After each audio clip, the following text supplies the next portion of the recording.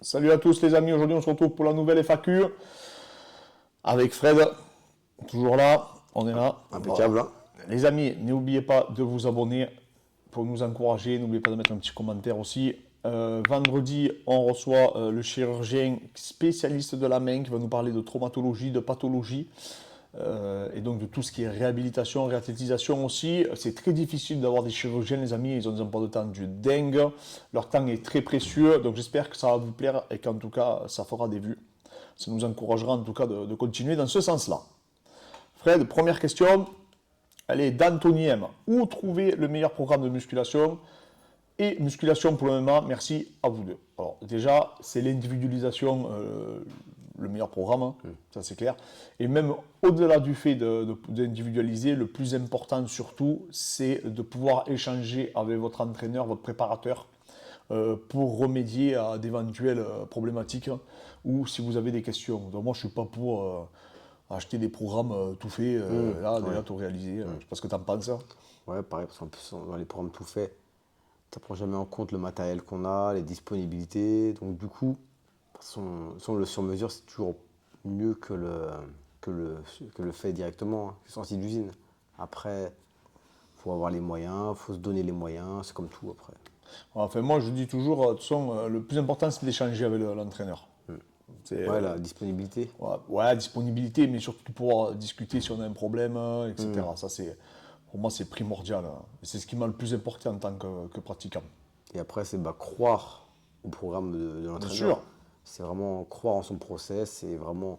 Ça sert à rien de faire si on ne croit pas. Au final, Ouais, bien sûr. même que ce soit le meilleur entraîneur au monde ou quoi. C'est Ouais, vraiment. C'est plus la confiance, limite, de fois le côté placebo, de fois qui va marcher, que le programme en lui-même. Oui, c'est vrai.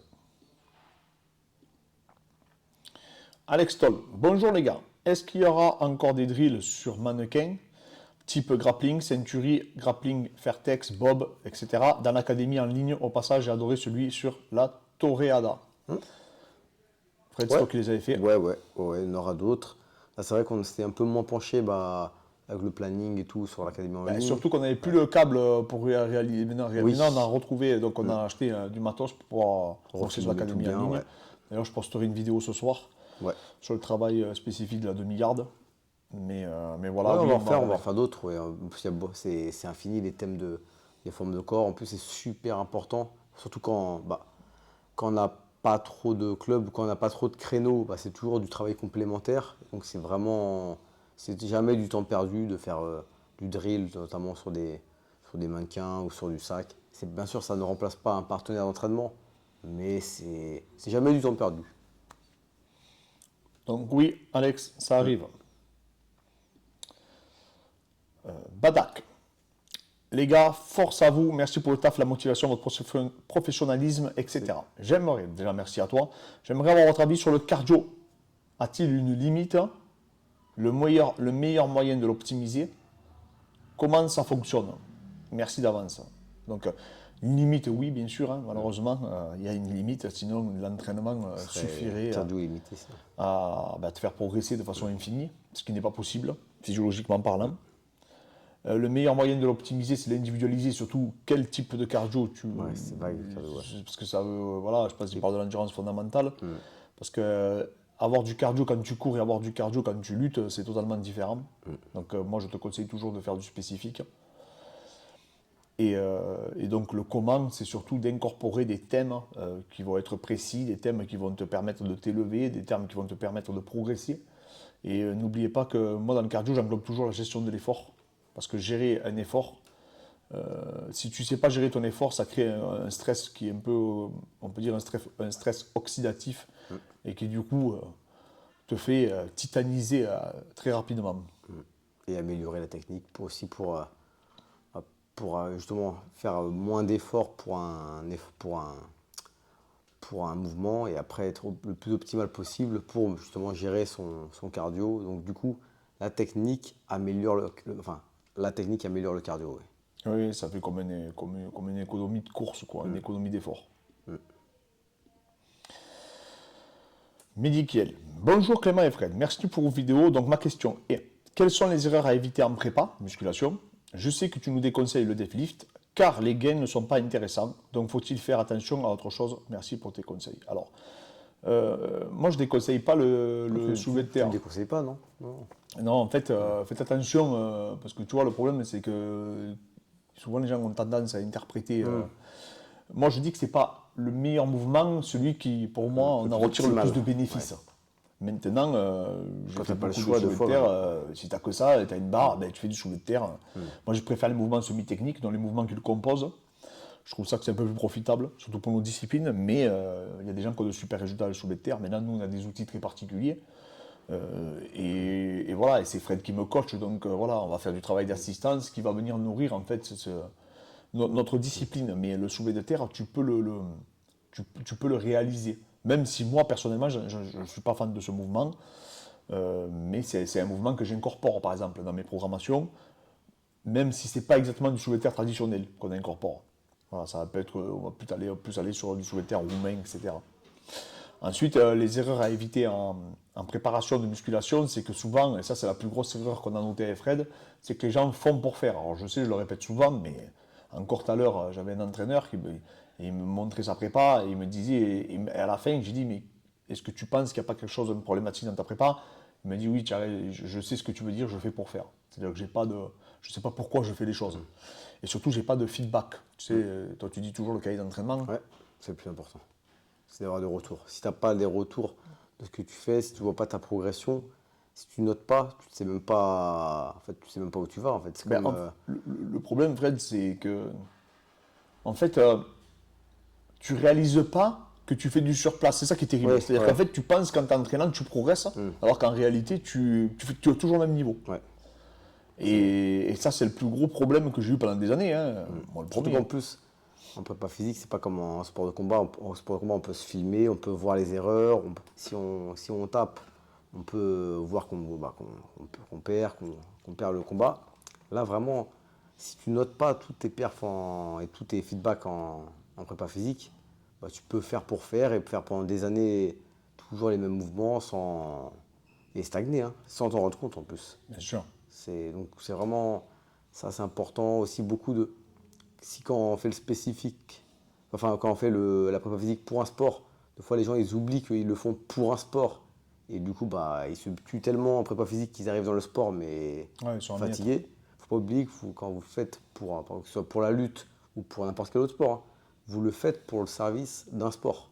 Vous n'êtes pas des pros en préparation physique, vous êtes des pros dans un autre sport ou même en loisir dans un autre sport, mais c'est toujours pour nourrir et donc pas pour être néfaste. Donc si vous vous blessez 2 fois en préparation physique, bah, à la base, vous faites de la préparation physique pour être meilleur, pas pour justement pour régresser. Et ça, 2 fois, les gens, à tellement vouloir performer en prépa physique, ils se perdent un peu dans 2 fois ce qu'on avait remarqué. Mais Là-dedans. c'est l'haltéro. Hein. Quand je dis que Ouais. l'haltéro, ça m'a plus fait régresser qu'autre chose. Non, parce que Oui, séquelles- je progressais en haltérophilie.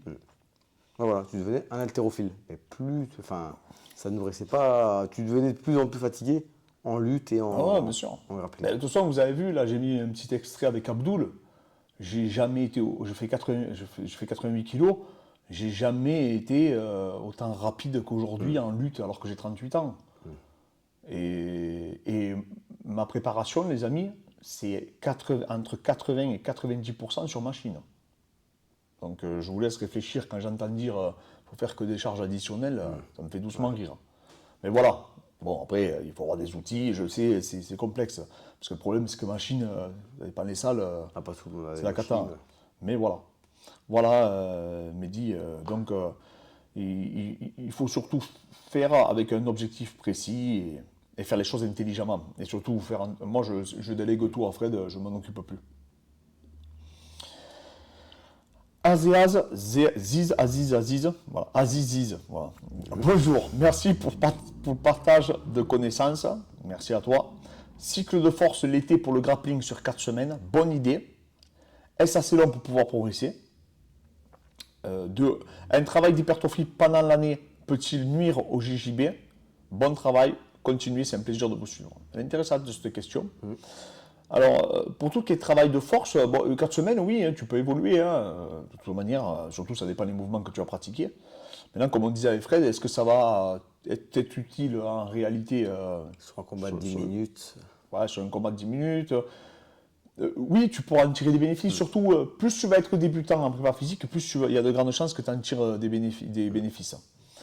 Plus tu vas aller, malheureusement, moins tu vas en avoir. Maintenant, Après, un cycle de force mal fait, ça peut quand même être le risque de blessure. bon, pour moi, le jeu n'en vaut pas la chandelle. Après, je ne sais pas le cycle de force qui sous-entend, Oui. mais c'est sûr que si tu fais du 3x3, franchement, oublie ça. Pour moi, ça ne servira à rien. Enfin, pas à rien, mais bon. Non, c'est jamais à rien. Imagine-toi Mais... si tu te pètes et qu'après derrière, tu t'en as pour un an Ouais. parce que C'est tu vrai t'es que fait un c'est- pec Au ou final, une tu vas épaule. faire 2 pas en avant pour 6 pas en arrière. Non, non. Et après, pour au final. Pour avoir un gain de ça sur 4 semaines, que tu n'es même pas sûr que tu vas réussir à transférer lors de tes sparring. Par contre, le travail d'hypertrophie, très intéressant. Ouais. Ça, par contre, sur l'année, c'est beaucoup plus intéressant si c'est bien effectué pour le JJB. Donc ça, oui, ça peut être vraiment pertinent de le faire, surtout si tu as une défaillance à ce niveau-là, et surtout si tu as des problématiques à certaines articulations, et du coup, certains points faibles. Pour prévenir les blessures, pour vraiment. Ouais, Et ça, des fois, c'est pas que être plus puissant. Enfin, la performance, c'est pas que être plus puissant, que plus rapide, plus explosif. C'est aussi déjà durer dans le temps. dans le temps. Et si déjà tu es plus résistant et que tu te blesses moins grâce à un travail d'hypertrophie, bah déjà tu es plus performant déjà au final. Parce Ouais, que bien sûr. au final, tu ne te blesses pas. Si c'est pour être plus rapide, plus explosif et faire 3 mois et te blesser pendant 6 mois, tous les ans et à chaque fois répéter la même chose, bah, au final tu évolues jamais. Parce qu'au final, tu fais 10 pas, comme je disais, 2 pas en avant, 6 pas en arrière. Et donc le but c'est vraiment, des fois dans la prépa physique, les gens ils oublient que faut, à la base, c'est fait pour rester au moins. C'est fait pour évoluer et non pas régresser. Et la blessure, c'est la pire des régressions, la blessure. C'est vraiment au moins ne pas au moins stagner. Vaut mieux stagner que se blesser. Ah ben, de toute façon, mais même, tu dis en prépa physique, mais même dans les sports de combat en général, Oui, hein, bien sûr. c'est la même chose, hein, même logique. Hein. Faire à fond, pour faire Mais à fond tous en les jours. prépa physique, comme les gens, des fois, ils veulent tellement en faire pour en faire, avec Ouais, le bien pain sûr. no gain, avec le. À vouloir pousser plus lourd, pousser plus. Et du coup, bah, ils en oublient qu'au final, ils se blessent, alors que tu peux te blesser dans ton sport. Ça peut arriver Ouais, des ça, fois, oui, bien sûr. la malchance, tu Ouais. retournes mal, des fois, t'as beau tout faire comme convenablement, t'entraîner qu'avec des poids, des mecs de ton poids, avec mettre le casque, tout mettre, mais des fois, la blessure, elle est Ah là, oui, c'est bah, te bien tordre une sûr. cheville, une Ah non, entorse, mais ça peut ça, c'est arriver. clair et net. Mais du coup, c'est un peu acceptable de se blesser dans son sport. Mais se blesser dans un sport que tu fais, qui doit normalement servir à ton autre sport, ça devrait Ouais, pas ouais. ça devrait pas arriver. Tu vois ce que je veux dire? Oui, bien sûr. C'est ça que je voulais dire.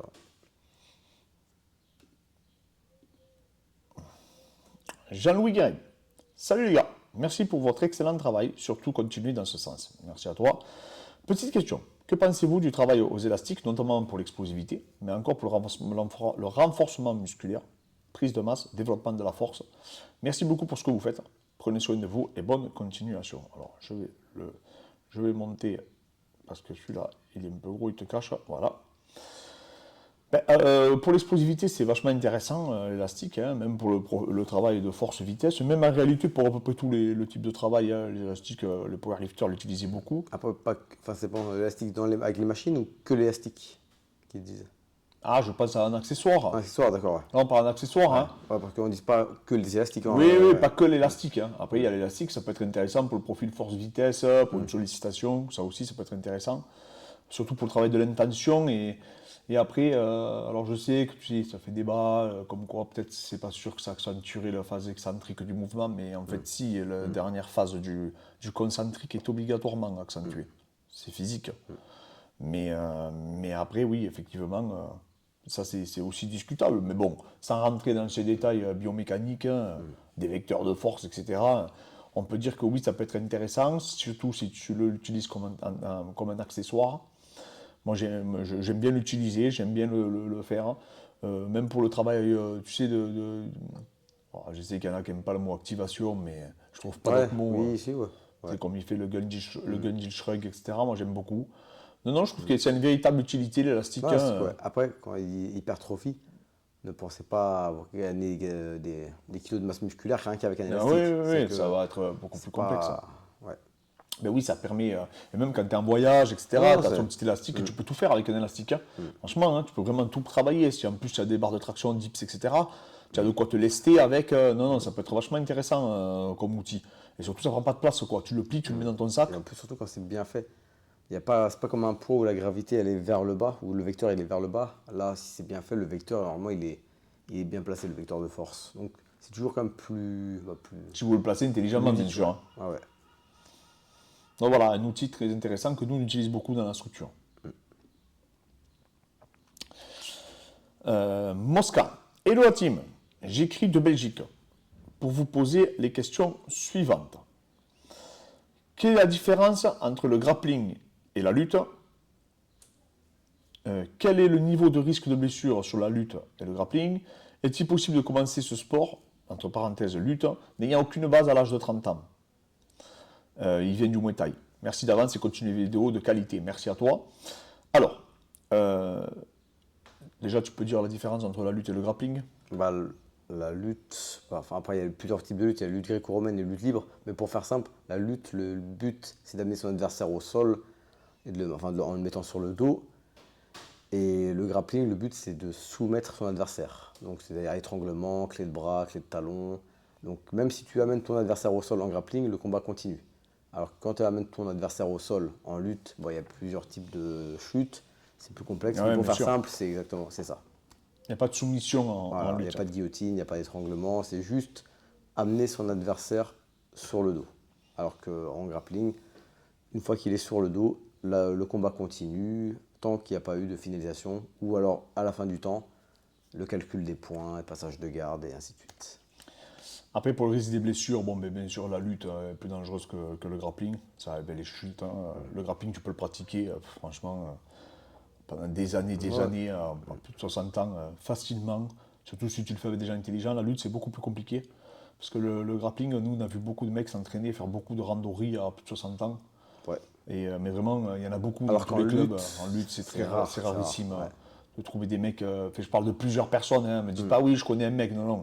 Je parle de groupe. C'est pour ça qu'il n'y a jamais eu de public adulte. Les gens n'attaquent. Il y a énormément de personnes qui attaquent tard le jiu-jitsu brésilien ou Ouais, le grappling. c'est vrai. En lutte, tu n'attaques pas à 40 ans. C'est rarissime.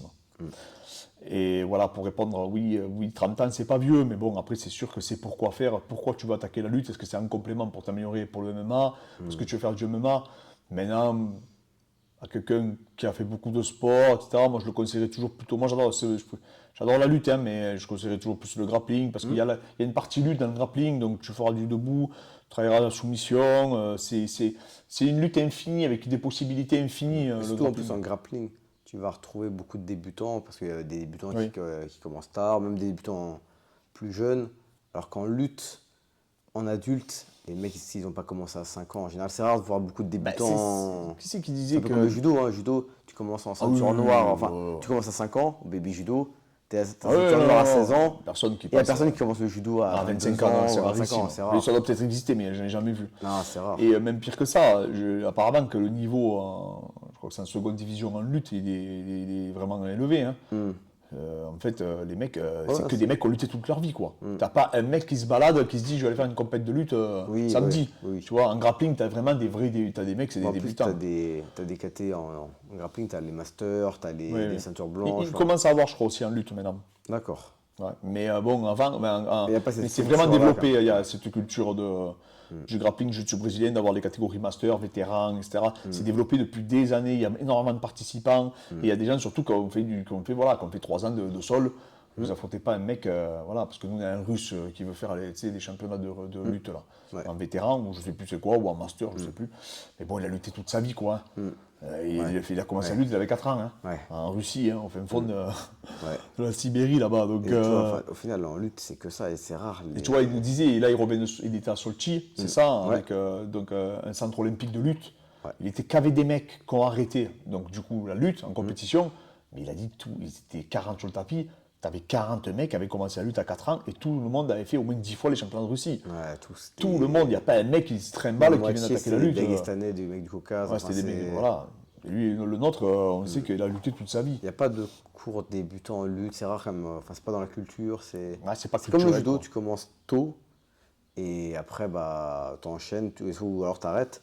Mais c'est rare, c'est pas des sports où, comme, je vais dire n'importe quoi, enfin, comme le badminton, tu peux commencer à 30 ans. C'est vraiment des sports où Comme il y a les chutes, il y a vraiment l'appréhension de la chute, c'est dur à avoir quand on commence tard. Et c'est même, en plus, même les clubs n'ont pas cette culture de donner des cours de débutants. Ouais, bien sûr. Tu vois, c'est rare d'un club de lutte où il y aura des cours que pour débutants adultes. C'est pas dans la culture. Alors qu'en grappling et en jiu-jitsu brésilien, c'est courant d'avoir des cours adultes débutants, des cours adultes confirmés. Donc s'il n'y a pas d'envie de combattre spécifiquement en MMA ou quoi, moi je conseillerais le grappling tranquillement, si c'est pour du loisir. Bien sûr. Et après, dans la question, c'était aussi qu'est-ce qui blesse le plus et tout. Ouais, mais c'est la lutte. Oui, la lutte, ouais. Et Ouais. les projections. Et après, il y a aussi une grosse part des partenaires. Si tes partenaires en grappling font n'importe quoi, Ah oui. tu peux te blesser aussi. Hein. Non, mais c'est clair. Il y a beaucoup une part de l'environnement. Ah oui, oui, le contexte est extrêmement important. Une question qui passe sur YouTube, mais tout le monde, alors on va pas dire beaucoup d'éléments, je te la pose, c'est moi qui vais te la poser pour les gens.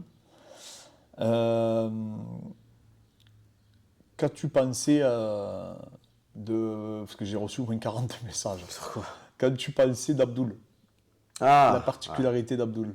un monstre. Hein. Bon, ça, après, on va rien apprendre en disant que c'est un monstre, mais là, il nous a vraiment encore plus ébloui que ce qu'on pensait. Franchement, c'est un phénomène. Vous verrez là, alors les amis, il y a 2 vidéos qui sortiront, une avant, donc du coup, sa prochaine échéance, et une après. Voilà, donc vous verrez un peu ça, c'est les réglages qu'il a pu effectuer, la programmation, on va en discuter un petit peu.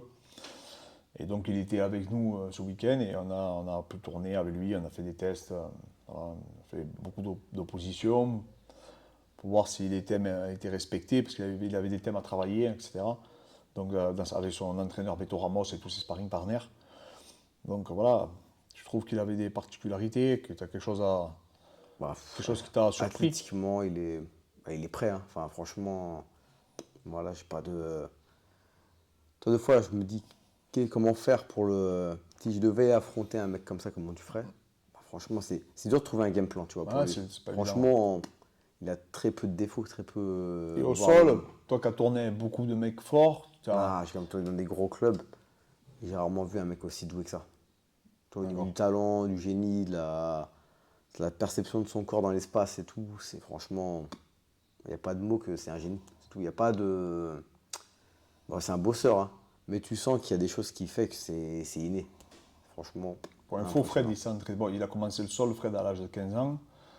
Et il s'est entraîné avec Yuri Simoes, qui a gagné la DCC, pour ceux qui connaissent, hein, avec Léo Vieira, c'est ça? Ricardo. Ricardo Vieira, son frère. Avec Miao aussi, on l'avait vu avec Paulo Miao, avec Jefferson, qui est devenu champion du monde en adulte, c'était son sparring, en plus, quand il était aux États-Unis. Donc voilà, il arrive à plus ou moins situer. Et pour ceux qui ne savent pas aussi, Fred a affronté le vainqueur, a perdu 6-2 à la DCC Europe. Pardon, qu'est-ce que je raconte? Il a perdu 6-2 en absolute contre le vainqueur de la DCC Europe, Yakuza. Yakuza, qui est un poids lourd et qui a gagné les trials à la DCC en poids lourd. Donc il s'est qualifié pour la DCC en poids lourd. Et Fred a 66 kg, il a perdu que 6-2 en absolute quand il a affronté. Et ça, les gens ne le savent pas. Ouais, mais non, mais ça te plaît. Non, mais c'est surtout pour que. Non, c'est pas une question de ça, parce qu'on s'en fout de ça. C'est pas très grave. Mais c'est pour dire que tu arrives à situer le niveau. Pour situer le niveau d'Abdoul? Non, mais je veux dire, tu arrives à situer le niveau de l'individu quand tu tournes avec lui. C'est surtout ça. Bien sûr. Parce que si les gens penseraient qu'on n'ait jamais fait de sol, ni toi ni moi, ils peuvent dire, mais c'est normal qu'ils soient éblouis. Mais on a eu la chance de pouvoir tourner avec des mecs qui étaient vraiment bons. Et effectivement, Abdoul, non, les amis, il est très particulier. Ouais, il est très particulier. En fait, faut tourner avec lui pour sentir le truc, tu vois, vraiment pour comprendre le phénomène. C'est pas vrai, enfin, on le voit déjà dans ses combats. Oui, non, mais on est avec lui. On vous invente rien, là. Il soumet des mecs avec des clés qu'on n'a jamais vues. C'est impressionnant. Mais effectivement, il a des particularités qui sont particulières. Déroutantes. Voilà, déroutantes. En fait, il faut tourner avec lui pour comprendre le profil. Il est vraiment, c'est la définition même pour moi de l'agilité.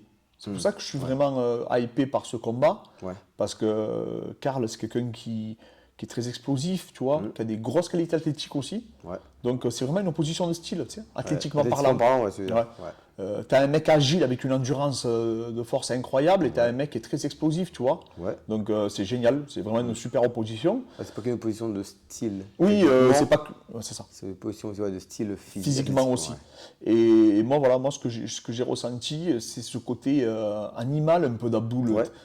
J'ai rarement vu un mec qui gérait son poids comme ça, Donc, ouais, précis, vraiment, non, non, vraiment un combattant bluffant.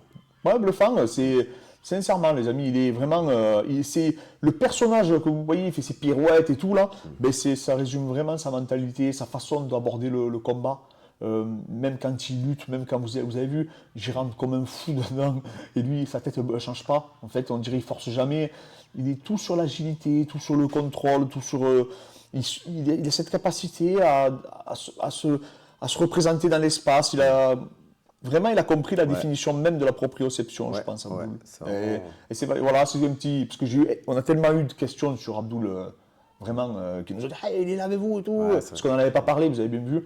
Mais voilà, donc hâte, hypé par sa prochaine séance. Et comme je dis dans la vidéo, du coup, quoi qu'il arrive, qu'il perde ou qu'il gagne, grâce à Carla, Abdoul aura été un meilleur combattant, tu vois. Ouais, c'est-à-dire que Carl l'a tellement motivé à s'entraîner, à se préparer, à être vraiment tu vois, minutieux dans sa programmation, qu'il a progressé physiquement, il a progressé techniquement, il a progressé tactiquement. Donc quoi qu'il arrive maintenant, Carl l'aura rendu meilleur. Pour la suite de sa carrière, parce qu'il n'a que 26 ans, hein, donc il est jeune. Et donc c'est bien. Donc c'est bien d'avoir des défis comme ça. Hein, vraiment. Ça monte le MMA français, et c'est une bonne chose pour notre sport, les amis. Donc voilà. Quelque chose à rajouter? Rien de spécial, du coup, semaine prochaine, du coup. Eh bien, ouais, semaine prochaine, on se retrouve, les amis. N'hésitez pas à nous mettre en commentaire les questions que vous voulez qu'on aborde, les sujets. Vendredi, je rappelle, il y aura le chirurgien de la main avec moi. Et j'essaierai de publier après très rapidement, du coup, la vidéo avec lui. Merci encore à tous. Abonnez-vous, mettez-nous des likes. Faites de nous une chaîne internationalement reconnue. On vous remercie encore, on reçoit énormément de messages. On ne peut pas répondre à tout le monde malheureusement, mais en tout cas on essaie. Mais voilà, merci encore.